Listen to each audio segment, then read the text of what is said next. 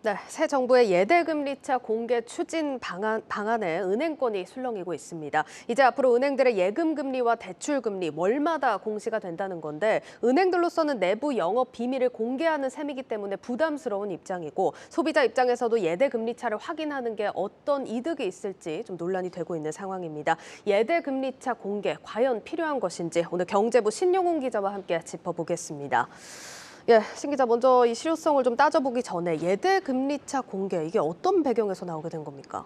가장 큰 이유는 서민들 대상으로 지금 은행들이 이자 장사하고 있다라는 인식이 음, 팽배했기 때문이라고 볼 수가 네. 있겠는데요.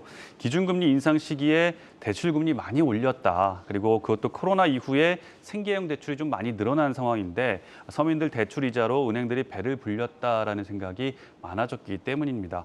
이런 배경에서 새 정부가 예금과 대출금리 차를 좀 공시해야 되는 것 아니냐, 이거 정책 과제로 추진하겠다라고 들고 나온 겁니다. 네, 뭐 심심치 않게 들려왔던 얘기입니다. 실제로 시중은행은 물론이고 지방과 인터넷 은행까지 최대 이익을 내고 있다고 합니다. 은행들 실적 얼마나 늘었을지 전민정 기자가 정리했습니다.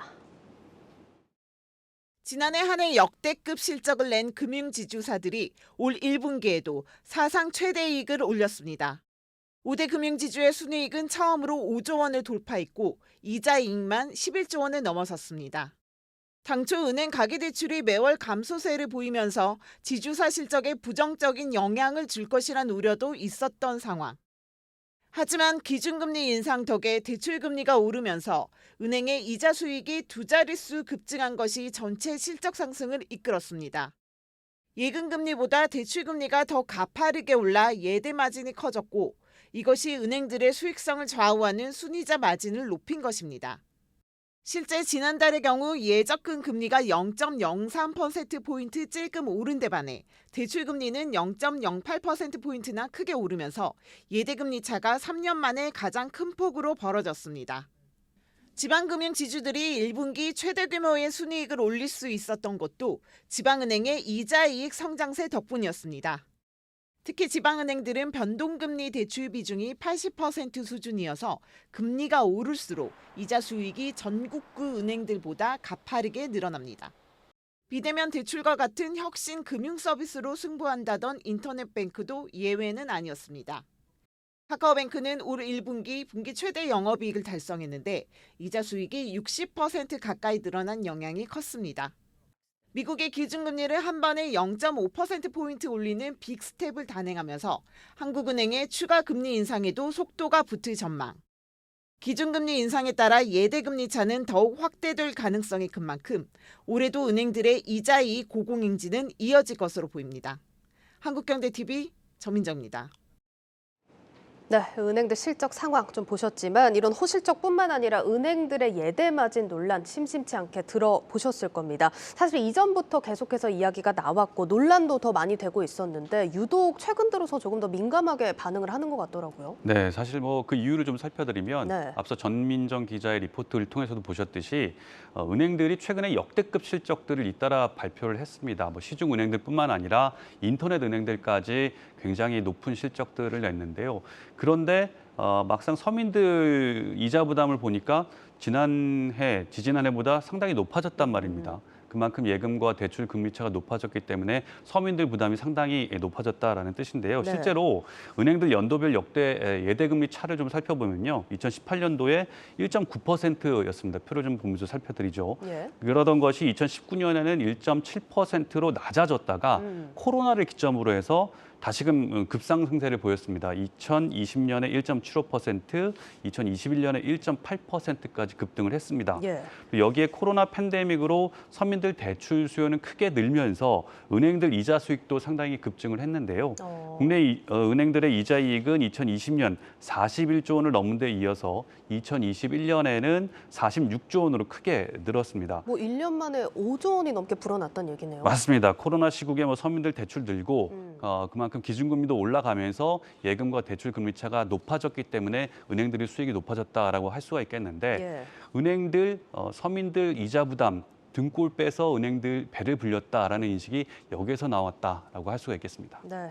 일단 이런 배경이 있었다 이렇게 살펴봤는데 은행들 입장에서도 한번 좀 살펴보겠습니다. 뭐 코로나 때 이렇게 생각을 해보면 사회공헌 비중도 굉장히 많이 늘렸던 걸로 알고 있고 서민들을 위한 상품들도 많이 내놨던 걸로 알고 있습니다. 이렇게 네. 노력들에 비해서 좀 논란이 많은 상황인데 은행들 입장에서는 좀 억울하다 이런 소리 나올 수도 있을 것 같습니다. 맞습니다. 사실 뭐 2017년 이후에 5대 지주와 은행들의 사회 공헌액을 제가 좀 취합을 해봤는데요. 네. 코로나 이전 이 저금리 시기였던 때에도 꾸준하게 사회 공헌액을 늘려왔던 것이 사실이었습니다. KB의 경우에는 2017년 800억 원대였던 연간 사회 공헌액이 2020년에는 2천억 원대로 급증을 했고요. 예. 또 신한 역시 같은 기간 700억 원대에서 1,700억 원대로 사회 공헌액이 늘어났습니다. 그리고 하나와 우리 NH의 경우에는 2017년 당시부터 1,000억 원대 이상의 사회 공헌액을 기록하고 있었는데 꾸준한 이런 사회 공헌 활동을 이어오고 있는 그런 상황이었습니다. 예. 이들 5대 은행들은 코로나 이후 또 서민들을 위한 금융 상품도 상당히 많이 출시를 했는데요. 예. 대표적으로 코로나 피해 소상공인 사업 정상화 위해서 이 코로나 바이러스 특례 보증 협약 대출이라든가 영세 상공인 이자 보전 대출 같은 상품들을 출시를 했고요. 또 이 밖에 은행별로 다양한 햇살론들을 출시하면서 이자 수익을 좀 포기하더라도 코로나 때문에 굉장히 애를 먹고 있는 소상공인들을 위해서 다양한 상품들을 출시했다라고 볼 수가 있겠습니다. 예, 뭐 정말 말씀을 해주셨듯이 이런 상품들이 금융사 입장에서는 이자 마진을 좀 포기하고 내놓는 상품들입니다. 그런데 은행권에 대한 인식은 이 규모에 비해서는 훨씬 더 안 좋다 이런 생각이 들거든요. 배경이 어디에 있을까요? 가장 큰 이유는 은행들이 아무리 뭐 좋은 상품을 내놓고 사회공헌을 늘리고 있다고 하더라도 막상 차주들한테는 와닿지 않는 얘기다라고 할 수가 있기 때문인데요. 예를 들어서 뭐 홍수 피해라든지 지진 피해라든지 뭐 산불 피해가 났을 때 대기업들이 수백억, 수천억 쾌척했다라는 뉴스들 많이 들어보셨지 않습니까? 아무리 뭐 수백억, 수천억 쾌척했다고 하더라도 당장 내가 필요한 물 한 병, 담요 한 장 갖다 주는 사람이 더 고맙지 않습니까? 그렇죠. 그런 것처럼 돈을 빌린 차주 입장에서는 아무리 은행들이 사회공헌을 많이 했다고 하더라도 내가 내고 있는 은행 이자가 아직까지 이렇게 비싼데 네. 그게 뭐 나한테 무슨 소용이야라는 인식들을 많이 갖고 있다고 할 수가 있겠습니다. 와닿지가 않는다는 거네요, 소비자들이. 그렇죠. 때문에 은행들의 사회 환원 방식도 이 차주들 개개인한테 혜택을 주는 방식으로 좀 바뀌어야 한다라는 주장도 나오고 있는데 예를 들어서 대출 받을 때 우대금리를 다양한 차주들이 골고루 받을 수 있도록 다양하게 금리 설계를 한다든지 이 담보 요건도 내 형편에 맞게 일정 기준 이하의 자산도 담보로 잡힐 수 있게 해준다든지 또 상환 여건에 따라서 무이자 상환 기간을 적용해 준다든지 이렇게 차주들을 위한 유연한 정책이 필요하다라고 볼 수가 있겠습니다. 네, 뭐 일단 소비자들이 느낄 수 있게 좀 유연하게 정책을 변경할 필요가 있다 이렇게 좀 정리를 할 수 있을 것 같은데 사실 저만 그런지 모르겠지만 괜히 이제 대출 창구 가면 좀 주눅도 들고 불편하고 이렇거든요. 마치 뭐 대출 받는 사람들이 뭐 죄 지은 사람인 것처럼 뭐 은행권의 창구에 가다 보면은 그 예금 금리 창구랑 대출 금리 창구 분위기가 완전히 다르다라는 얘기도 우스갯소리도 있는데 실제로 이제 상환 평가 위한 소득 증빙서를 낼 때 주눅이 드는 분들도 상당히 많이 있다고 합니다. 때문에 이렇게 대출을 받고 높은 이자를 내더라도 내가 이 이자를 낼 만하다라는 인식을 가질 수 있도록 차주들 개개인을 위한 그런 정책을 펼치는 게 중요하지 않나 생각을 해봅니다. 네, 이런 부분도 개선이 된다면 소비자들 더 좋아하지 않을까 싶습니다.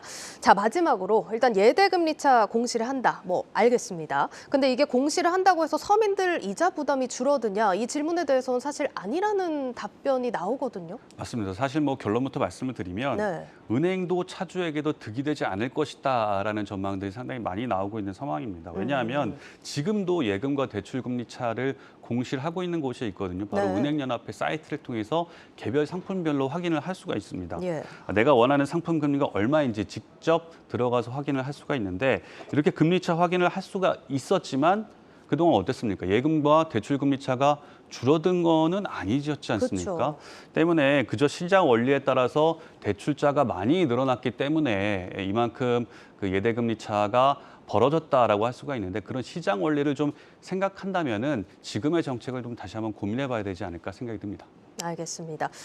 뭐 오늘 인터뷰 준비되어 있다고 하는데 한번 들어볼까요? 네, 한번 들어보시죠.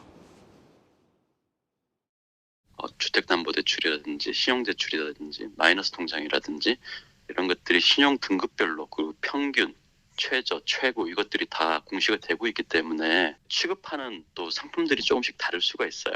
예를 들어서 산업은행 같은 경우에는 주택담보대출이라든지 이런 것들을 거의 취급하지 않거든요. 인터넷 전문은행 같은 경우에는 중저신용자를 이제 대상으로 대출을 많이 하려고 만든 곳이기 때문에 예대 마진 차이가 생각보다 클 수가 있습니다. 네, 지금 일각에서는 예대금리 차를 낮추기 위해서 높은 금리로 대출을 받는 수요를 줄여야 하기 때문에 상대적으로 신용 점수가 저조한 사람들의 대출을 축소할 수 있다. 이런 우려도 나오고 있다는 점까지 좀 추가로 전해드리겠습니다.